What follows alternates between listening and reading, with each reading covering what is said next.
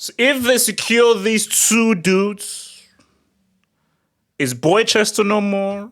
And is Manchester United, the temple that Fergie built, finally back?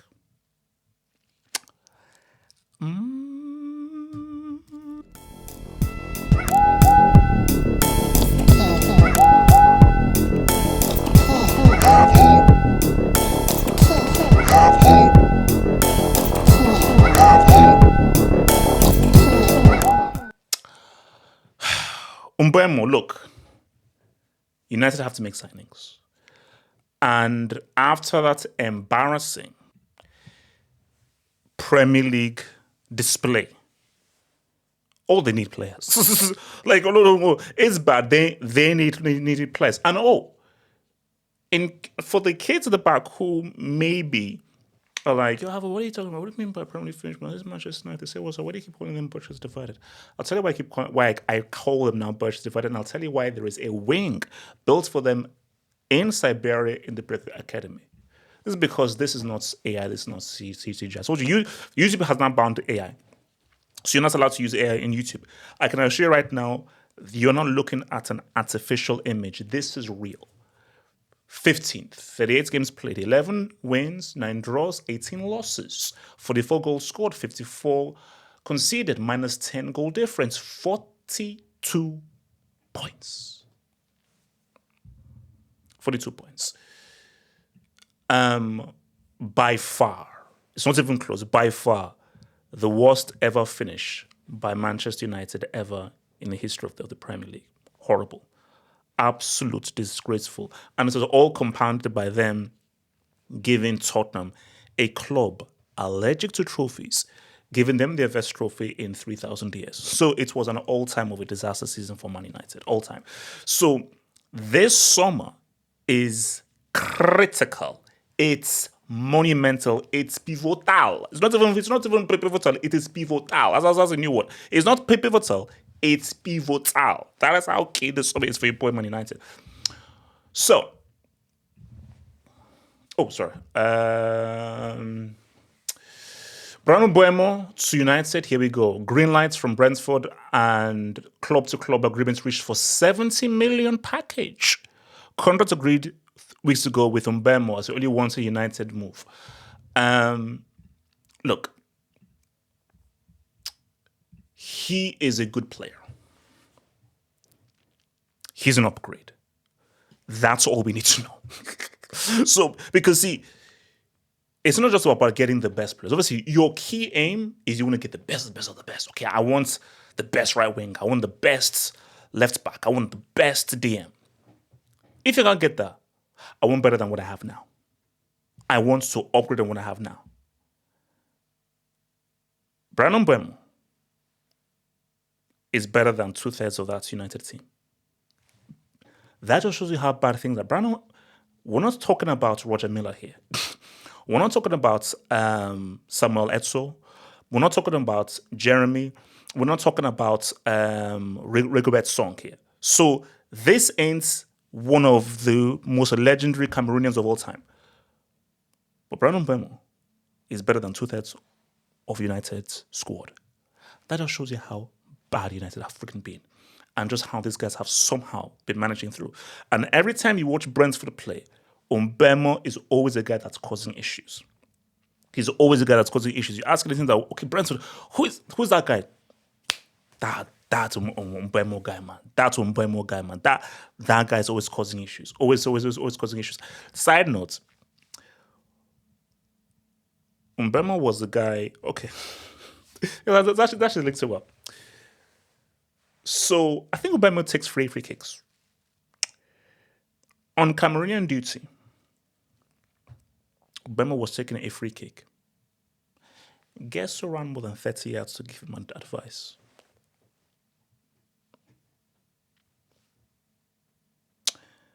Rihanna. The Cameroonian Rihanna. Andre Onana. That was the person who ran from his goal to come and give advice to Mbeumo before he took a free kick. He better not try that when he comes to United, bro. He better not try that. So my thing here is, look, this is How excited should United fans be? Okay, on a scale of 1 to 10, I would say like a 7.5. Because again, like he isn't world class. He's one of the best players in his position. He's one of the best players in his position in the Premier League. So that's why you can I would say like a 7.5. See, 8 and upwards is when, okay, this is now a guy that we now know worldwide. That's like a worldwide top tier player. That's when he's now 8 and above. 7, and why I say 7.5 is he's really one of the top guys in his position in the Premier League. And the key thing as well is, and why I say 7.5 is you have to use within context of what do United have and how much does he upgrade on what they have. For instance, City buy Mbeumo. Okay, I'll give it like a 6 out of 10. Because how much does he improve on the players that they have?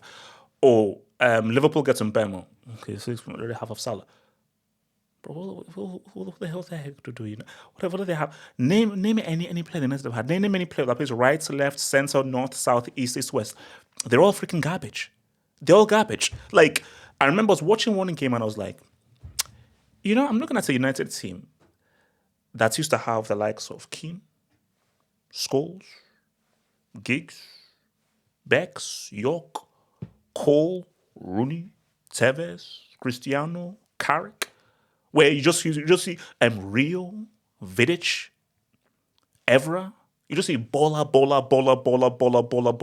You've gone from that to where Diogo Dalot, Garnacho, and a guy who I believe might be the worst striker I've ever seen in my life, next to Timo Werner, Rasmus. Rasmus. So this is an upgrade. It is an upgrade. This is an improvement. So for United, it is at least a step in the right direction. And it's a double whammy. Because it's your boy Cunha. Now, Cunha, I think, is an interesting signing. Now, I believe João Pedro is that Brazilian number 9. But I think that looking for Cunha for Wolves. Okay, let's just say this right now. Cunha to Rasmus is almost like R9 to Timo Werner. It's not how good Cunha is, it's how atrocious Rasmus is. Again, Rasmus, since I've been watching football, Rasmus might be the most useless striker I've ever seen. Timo Werner is trash. Timo Werner is garbage. He's fast. He's quick. You can't name me one thing that Rasmus does well. This is it's an experiment. Please comment below. Name me one thing that Rasmus does well. Nyong at least is a bit quick, he's a bit nimble, he has a little bit of dribbling to him, so he causes a bit of the disruption. I cannot think of a single positive asset that Rasmus brings to a football team. I can't. So Cunha, this is like a billion light years better than what they've had to deal with. And you can insult Amorim wanting everything, but when you're working with a guy as garbage and as useless as Rasmus, what do you have to do? I'm beginning to think that's Ten Hag, who just got pimp smacked by like a freaking adolescence team. I think he might have tried to sabotage United, because how you spent all the money on a guy that's useless, literally no. So for Cunha, huge improvements. So it's United are moving in the right direction. These are positive moves. These moves are positive. They're all positive here. And how well does Cunha do? Let's see. But as of right now, you have a guy who can control the ball. You can have a guy who can move with the ball. You can have a guy who actually has movement. You have a guy who actually has a bit of skill. You have a guy who actually can be somewhat of a threatening presence in the 18 box. Because you have a guy where, defenders now, there's a player there. When Rasmus was playing, United have been playing with a man down for most of the freaking season. Hence why I think that they were relegated, because for some reason, I don't know why, they were playing with 10 men for most of the season. Rasmus does not count as a human being. He does not. Bro, Casper the Ghost is more of a living, breathing human being than Rasmus. I believe more in Casper the Ghost as a human being that I can touch than freaking Rasmus. That's how trash this guy is. So look, it was rough.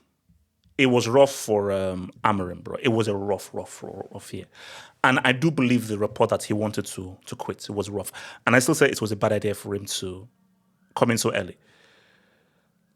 So surely the only way is up. Surely the only way is up. Because, see, let's try and be positive. Because I've beaten United enough. This is what he always wanted. A pre-season time. So there isn't a game on Saturday. There isn't a game you have to win on Saturday or a game to win on Wednesday. You have several weeks before mid-August to implement your system. So through training, you can drill in, this is what I want to do and how I want my teams to play. And once I'm bringing on Mbeumo, this is how I want Mbeumo to be embedded into the team. This is how I want Cunha to be embedded in the team. Time to implement his ideas. You can't implement radical ideas midway through a season. That's insane. No one does that. You implement drastic ideas pre-season because they need time. Let's do 5-on-5. Let's do now full team. Let's now do a bit of rondos. Let's now do a little bit of triangles. Let me work with the attackers, work with the midfielders. Okay, let me now work with the defenders right now. Let's now have some training games. So you've done so many different kinds of drills and you've accentuated so many of these drills that by the time now comes to match day, we now know fully tactically what we're supposed to freaking do. That can't happen mid-season. So this, hopefully, you will see a team that actually plays like a team, that actually has an idea of how to operate as a team and as a collective, because that was not a collective. Those were guys who had no idea what they were doing, and it was pure vibes. It was pure vibes. You see, they will always be chasing this guy's shadow, because the question is, and it's an interesting question, when next do you believe United will win the league? Not anytime soon. You look at Liverpool. Liverpool are going to win the Premier League sooner than United will, 100%. Like, it is way more likely Liverpool win the Premier League before United win the next Premier League, 100%. But when you look at where Liverpool are, you look at where City are, look at where Chelsea are going, where Arsenal are right now, where Newcastle seem to be going, United are several legions behind, and who knows what Tottenham are going to do. So I think that, because again, like I always say that, did Fergie start this? Is Fergie to blame? Why did you choose your boy Moyes to take over? You know how good you were, and you knew who Moyes was. Mourinho was freaking right there. There were far better managers right there. Why did you choose Moyes? Because that was what just started the whole spiraling of everything. But I just think that empires rise and fall. Look at where AC Milan are right now. Look at where AC Milan are right now. AC Milan were a footballing giant, a freaking giant of football. So things ebb and flow. But I think when United has an advantage over AC Milan is United is such a massive brand and such a key global brand that they will always at some point be able to attract top talent and key talent. But the question is Amorim the guy? Is he the guy? I don't know. I honestly don't know. But people could say that, okay, and it's he did well at Eredivisie. Woo! Comes to say was all for Liverpool in his first season. So are we not saying the Eredivisie is of a higher value and much more harder than the Portuguese league? I don't know. But United, different situation, different players, different environments. Way harder to succeed at United than at Liverpool in 2024, 2025. But we just have to just see how it goes. But the reality is, it's a very different footballing landscape right now. And the Premier League is far more competitive. Look at how hard it is for guys to come in for the Championship and now say, what's up? So for United, at the bare minimum, give him his players. Give him better players. Give him right players. And let him build a team in his image with the right players. Not players that you have to enforce upon him, the right players that work for him, and then maybe they could be to say what's up. Think about becoming a Football Hut member. If you're a desktop merchant, just click on the join button below, over here. Or if you're a mobile phone merchant, just click on the join button below the video over here and join the true elite content crack addicts. Peace.